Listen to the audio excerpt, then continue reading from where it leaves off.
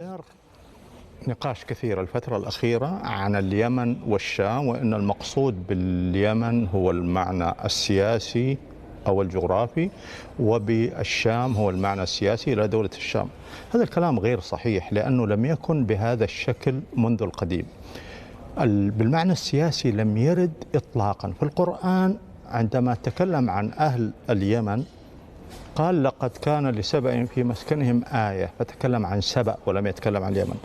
في الشام كانوا يتكلم عن الروم، لأن وقتها كانت الروم هي التي، أو الرومان كانوا يحكموا الشام، فبذلك ألف لام ميم غلبت الروم. فكان الشام واليمن بالمعنى السياسي غير موجود. بالنسبة لليمن المعروف أنها حمير أو سبأ. هذه الدول ما ذكر هو عبارة عن اتجاه. عندما قال الرسول صلى الله عليه وسلم: اللهم بارك في شامنا وفي يمننا، كان يقصد شمال المدينة وجنوب اليمن، خاصة وأنه كان في تبوك.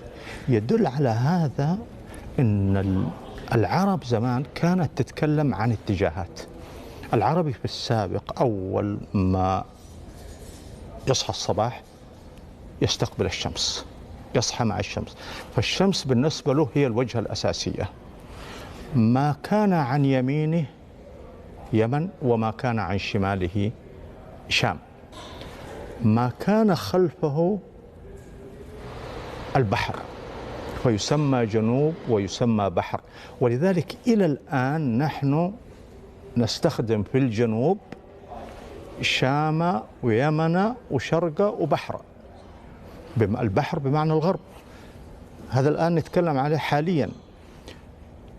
في عصر الإسلام عندما صالح الرسول صلى الله عليه وسلم أهل أيلة قال لهم: هذه أمنة من الله ورسوله لأهل أيلة، أهل شامها وأهل يمنها وأهل بحرها، أي غربها، لأنه أيلة هي في العقبة، وما كان غرب العقبة باتجاه البحر هذا هو الغرب. فهو يتكلم عن شمال أيلة وجنوبه، لم يتكلم عن اليمن والشام بهذا المعنى.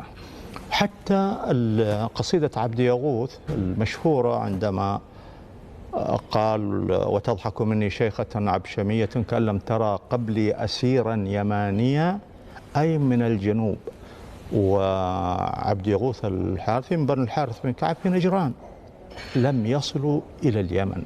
فلذلك مصطلح اليمن بالمصطلح السياسي الذي الآن يصرون على أنه مقصود اليمن، الرسول عندما اتجه باتجاه اليمن ودعا أنه اللهم أقبل بهم، هو يقصد اللهم أقبل بأهل الجنوب، أي قبائل الجنوب.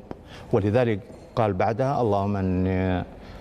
اللهم بارك في صاعنا وفي مدنا، لأن جنوب مكة كانت كلها منطقة زراعة، هي التي كانت تورد لمكة والمدينة وللحجاز بشكل عام هذه الميرة. فهو يتكلم عن أهل الجنوب. أهل الجنوب من هم؟ جنوب مكة. ولذلك كنا نعرف أنه ليش الركن اليماني والركن الجنوبي، النخلة الشمالية، النخلة الجنوبية، إلى الآن نعرف أنه هذيل الشام وهذيل اليمن، هذيل موقعها نفس هذا المكان من العصر الجاهلي إلى الآن حوالين مكة، وجنوبا إلى الطائف. ما كان شماليهم هذيل الشام وهذيل اليمن، ما لهم علاقة لا بالشوام ولا باليمن. المسألة أنه شام ويمن. وحتى إذا نزلنا جنوب أيضا كل الاتجاه يتكلموا عن شام ويمن. حتى الأخوة اليمنيين لما يقولوا لا الكلام هذا في اليمن، إذا جئنا لملوك التبابعة، ملوك التبع كانوا يتكلموا عن ملك سبأ وريدان والجنوب، أي جنوب مملكة سبأ وحمير ما بين مأرب وإب والمناطق ذي. ما كان جنوبها يقصد حدود عدن والأماكن هذه، لأنه فيها حضرموت.